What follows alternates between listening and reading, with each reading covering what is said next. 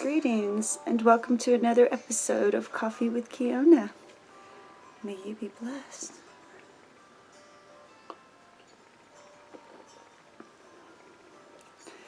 So, today I'm going to share with you what it's like for me when I find my box of writings.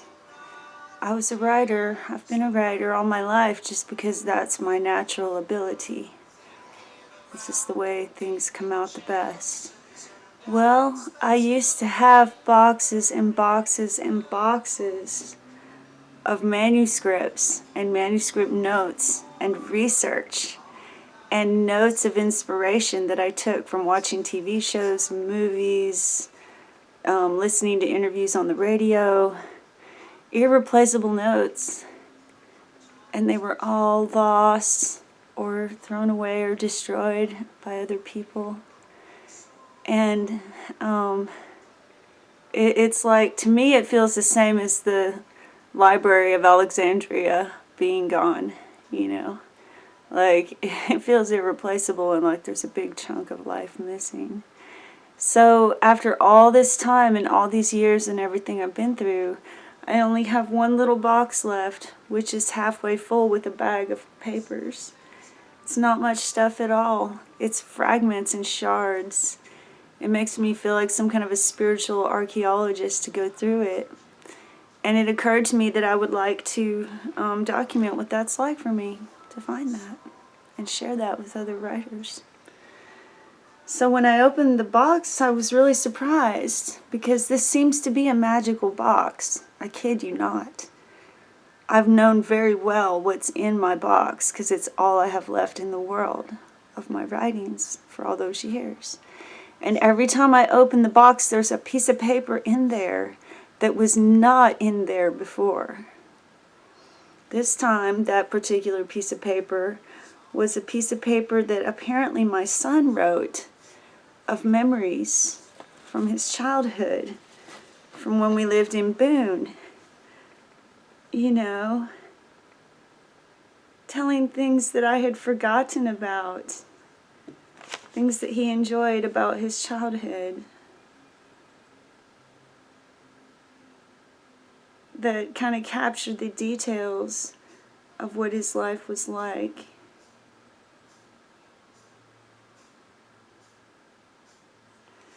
I would really like to see a lot more memories like that. And then I found a bunch of notes that I vaguely remember writing that say, develop your plot, journey of the hero and its stages, development of self in the fourfold way. These are ancient-looking notes where the ink has bled and it's folded over and it's obviously been through a lot, but it's pretty intact. And these, I'm like outlining how to make the journey of the hero be a structure for a novel that I want to write. And it's all my notes on each phase of that journey. And then writing a description on that page of what's happening in the novel in that phase of the journey. I must have really been deep into it, and I wasn't typing or doing it online, I was doing it on paper. Sometimes I traveled in a desperate hurry, wild-eyed and shabby, eager to get to a show or an event where I would meet and bond with all kinds of strangers who always felt to me like friends in disguise. I partied with the barefoot festival goers. I chatted with cartwheeling cops in Colorado and pot-smoking security guards who waved me on. You know, hung out around drug-addled bonfire builders, talking about the fairies in the sky and just all kinds of transcendent stuff. And sometimes I connected in electrifying ways with my own unknown soulmates. It was always a shock of recognition that would ripple through the fabric of my being when my travels would lead me, road-burned and bleary-eyed, right into a synchronistic encounter with one of my own kind. etc., etc. And then it's got the story I wrote, or the story that I outlined. Then it takes it and plots it around the medicine wheel for the qualities and characteristics of north, south, east, west, or east, south, west, north. Plots that out like a journey. And there's stories in here that I don't remember writing. And these pages have not been opened for a long time. They're stuck together. So to me, it's like somehow coming back to life. I wish to God all of my papers would magically reappear. And my entire collection of National Geographic paper magazines from about 1918 onward. And I also had a ton of awesome old dictionaries, hardbound, huge dictionaries from like 1938, 1947, 1956. And my notes were in them of everything, like little stars by the word wild. Oh, a collection of thesauruses too. And when you look up wild in each one, the definition is so different. And it would just really inspire my mind to write poems and prose and stories all the time. And all that stuff is gone. And I love going back through my box every now and then. This is a book, the title page is gone, but I wrote the outline and notes for a book for people who have fallen from grace. But I can't remember what it was called or what the main theme was right now.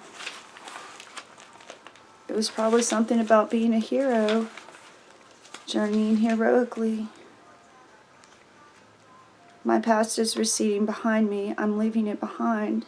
I live in the ever-present now. This is my meditation. Here's how my own personal journey of the hero unfolded in my true life story. My ordinary world was in my 20s. My call to adventure was in my 30s. My trail of tears was in my late 30s, early 40s. My supreme ordeal was in the 2000s, from 2006 to 2013. My wise mentor, that's not written. My rebirth and resurrection of my essential self, I believe that's what's been happening for the past 2.5 years, 2015 to 2017. And my unfinished story with the showdown still to come. And I don't have a date on it, so I have no idea when I wrote this. But it was years ago, like 2006. More notes about a journey of a hero. This seems to be a really important theme in the lesson I came to learn, or the lesson I came to teach, or both. So it's like I blend myself as a writer with myself, imagining myself as this character in this book, going on a journey of the hero. And I'll tell you more about that as I go over the notes. For the Falling from Grace book, I have How to Find Freedom from Bondage, Practices for Living a Heroic Life, Liberating My Inner Hero, My True Life Story, and notes about how to do that, and notes about what my life was like at that time. A hero ventures forth from the world of common day into a region of supernatural wonder. Fabulous forces are there encountered and a decisive victory is won. The hero comes back from this mysterious adventure with the power to bestow boons on his fellow men. That's true. I could expand on it even more though. So I love going through this stuff, and I still have not published the books that I wrote. The manuscripts are gone, so I'd have to write it again from the perspective of who I am right now. Taking your own journey of the hero, honoring your story. What's done is done. Honor yourself and move along. Love is an act of sanity. Positive reinforcements for yourself as a warrior. Prayers, powerful prayers. This is just one little pile. And it had to have been from like 2006 to 2008. I have things in here that are from the late 90s. Here's one from 1997, actually. See how old it is? It's battered and tattered. I need to make copies on a copy machine or scan them. In my passage through the darkness, I am changed. My soul journeys onward. I am changed forever. I am changed in ways I never imagined. In my journeys to the light, I learned.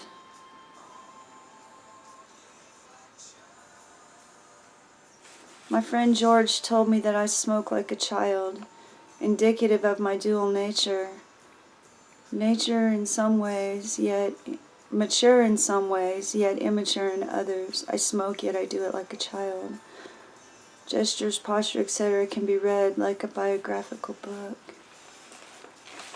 That was from June of 97. And I took notes like that all the time from talking to people because everything seems so profound in Boone, North Carolina in the 1990s. Yeah, it's true. Oh, so the Fall from Grace book was called After the Fall. I also wanted to write a natural healing cookbook. So I have all these fragments of so many different things. And I'm so grateful. I'm so grateful to have these shards. Like, what if I didn't even have those? Because when I read these things, it re-triggers it for me. And I haven't yet integrated myself in a way that I can generate, fresh stuff that's just as powerful as back then. But I love looking at these. And I really want to activate myself as a writer again and be generating fresh material right now. But I might need to finish what I started before. Publish these books. Even if I just self-publish it, do it. Make it a complete creation. Maybe I didn't have all the pieces of the puzzle back then to be able to do it, and now I do. There's a lot that can never be replaced, and I can't remember it very well. Here's one of the few copies of the New World Rising that I made in 2012. There was only 100 copies made. I hand drew it and I made that zine. I also made the one in 2014. So I think I'll use a lot of this stuff because we're going to do a revival issue very soon.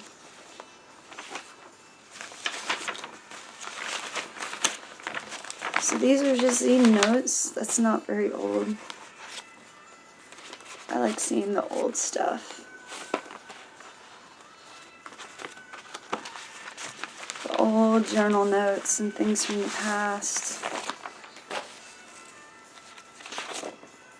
Here's some of my certificates I earned. Conflict resolution, cameras and photography, another conflict resolution, entrepreneurship, music business foundations, innovation for entrepreneurs from idea to marketplace. From pretty swanky colleges like the University of Maryland. They have a very good department in what I was studying. Okay, so I just love looking through these. Some of these are so old that they're falling apart. This is notes from Rainbow Gatherings from 1997. Look how old and crinkled. It's time to turn these things into something. Fiction notes, it's all handwritten. There's nothing typed whatsoever. Nothing typed or printed out. It's all handwritten on notebook paper. And if I could transcribe them into typing, then maybe I could somehow integrate them all into a novel of some kind. That looks like a very old Rainbow magazine, maybe. Smoke Signals, Heart Songs of the Kiyonah Family, November of 2008. So I have smoke signals from 2008 from the Kiyonah rainbow family. Ode to the Road, the mythic journey of a spirited heroine on a quest to discover meaning and purpose in a turbulent world, and her adventures on the Rainbow Trail. Another book called Indigenous Hearts.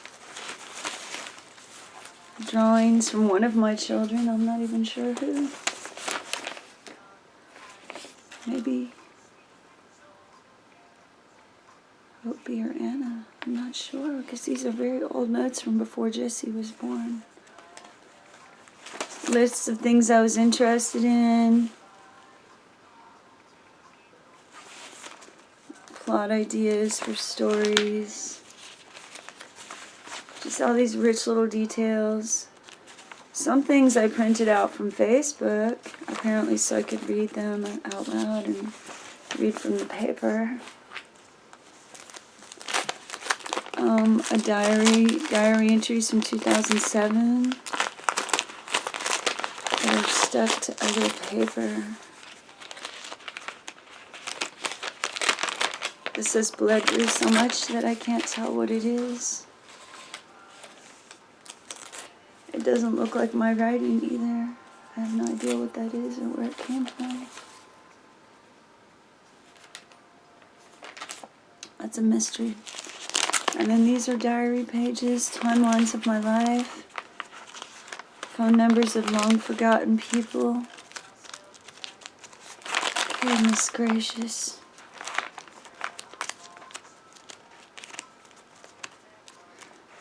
Accounts of dreams that I had, telling the details.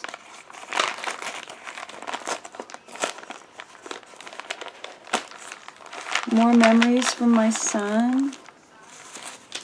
Like movies that he liked to watch, going everywhere on his bike, making little stick houses for ants so that they wouldn't get wet in the rain, building forts, lists of songs I liked, ancient notes, ancient. I'm not sure if I can even decipher it, but I'm going to try. Shards and fragments of what once was. Like that can't even be read now. So it's literally crumbling in my hands, and I really need to do something with these last fragments so that I don't worry about them decaying beyond my ability to read them. More plotting, plot, events of the plot, invitation to the quest, crossing the threshold, initiation or rupture, confronting the enemy, meeting the teacher, transforming the inner and the outer, returning home, at one-ment, resolution and sharing of what was gained. More stories that I do not remember writing, but there they are in my own handwriting. A bunch of pages that look like they were full of information, but they're completely water blurred. And I'll have to try to find out the best way to do that. Like, do I lay it on a lighted table, or how do I somehow try to read this when there's barely anything left to get some kind of shard from it?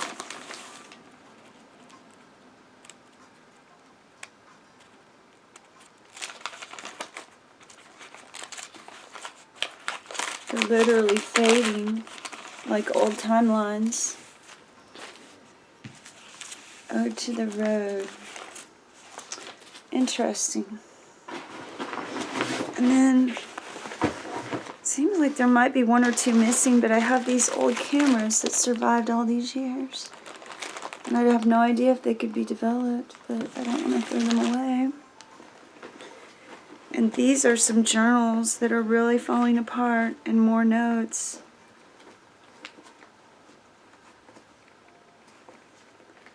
And things that I valued and that were important to me.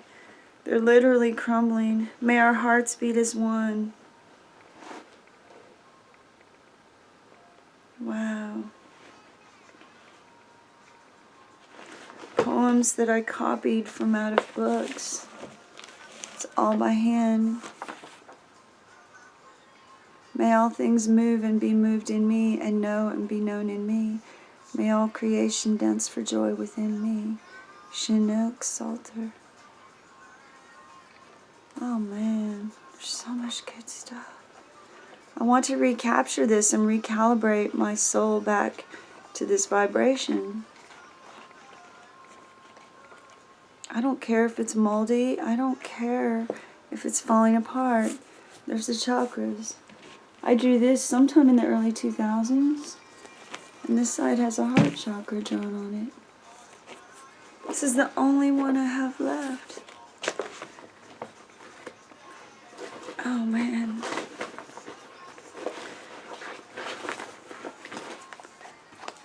And there's a missing photo album, but all my photo albums were gone, but this last one, The Way of the Jedi Code.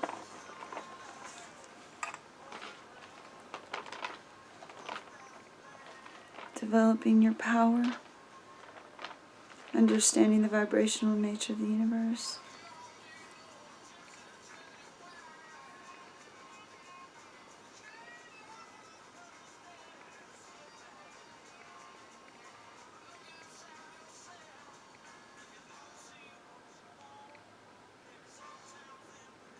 Oh my gosh. There's some stuff in here that I have no idea what in the hell it is. Talking about people that I don't remember at all. Wow.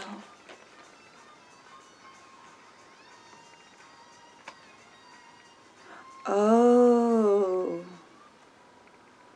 Oh. Something I forgot that would be good to meditate on. See, I like being able to draw these things back up from the past. I am a seeker of truth on a spiritual journey. I have deep things to learn. May I learn them honorably. I have good things to offer. May I offer them generously. I am where I need to be. I am doing what I need to be doing. May I be a simple, humble, kind presence on the earth today. May my actions today reflect my deepest beliefs. May I be grateful to those who came before me. May I make the road smoother for those who will travel after me. I don't think I wrote that. I think I copied that from somewhere, but I don't really know because I didn't write if I did or not. But I think that's somebody who's an even better writer than me. Words to look up. Man, there was a while there where I was really into Christ consciousness, and I heavily studied Christianity and Judaism and some things, not because that's how I wanted to be or what I wanted to cling to, but just that I was learning and soaking up everything I could about that way of being and that way of consciousness. And then as I got into the ascension community, or the ascension process, I'm not in an ascension community. As I got into the ascension process, it became more and more that we are the embodiment of the divine. And so we manifest and we embody these qualities. To be a Jedi, to be a spiritual warrior, to be a peacemaker, and what have you. I have here a Widespread Panic CD, a booklet of tree types that's laminated.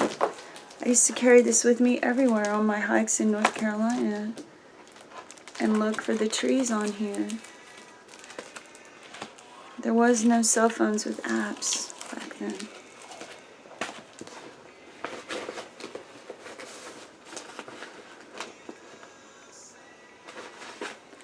Notes about forming a New World Rising Foundation. Some ancient artwork. It just goes on and on. But there is so much of it missing, and I wish all of it was here. I still fantasize and pray that somehow those things could just appear out of nowhere, you know? But it doesn't happen, really, unfortunately.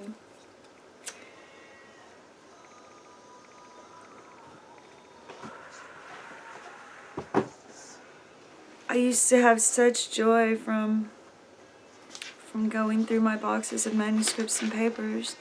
And I created them as I went along in a cool life, you know? I took notes at the Pollocks I went to, and what the interviews I was hearing on NPR, and the movies that were out at that time, and just the general vibe of everything, which was really the last of the old world before the internet became such a huge part of everybody's lives.